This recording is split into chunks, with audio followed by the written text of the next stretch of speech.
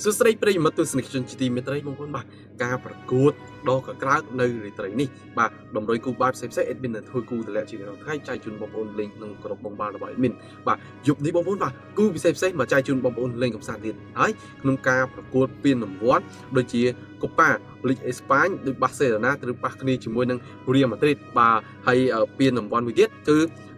FA Cup បាទជុំទី3ក្នុងសប្តាហ៍នេះផងដែរបងប្អូនបាទគឺ Manchester United ត្រូវប៉ះគ្នាជាមួយនឹង Brighton បាទហើយបើនិយាយពីគូManchester United នេះក៏វាមួយយ៉ាងដែរបងប្អូនបាទហើយប្រគូធំបំផុតគឺ FC Barcelona បាទគូនេះ admin អត់ឲ្យតម្រុយទេបងប្អូនឲ្យបងប្អូនចូលរួមទូទាយហើយបើបងប្អូនស្រឡាញ់គូណាអាចយកគូនឹងបានបងប្អូនបាទហើយពិសេសបាទ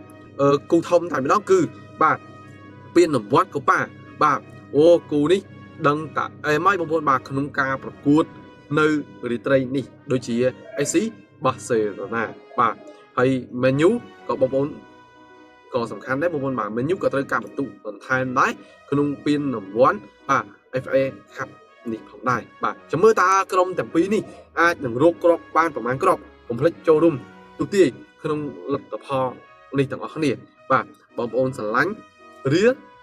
វាយរៀលស្រឡាញ់បាសេវាយបាសេបងប្អូន fan ណាបាទហើយបើបងប្អូនស្រឡាញ់ Man U វាយ Man U បាទក្នុងការប្រកួតនេះកុំភ្លេចបាទ comment លេងជាមួយ admin ទាំងគ្នាចង់ដឹងតម្រុយគូបាល់ admin នឹងធ្វើគូតម្លាក់នៅក្នុងក្រុមបងបាល់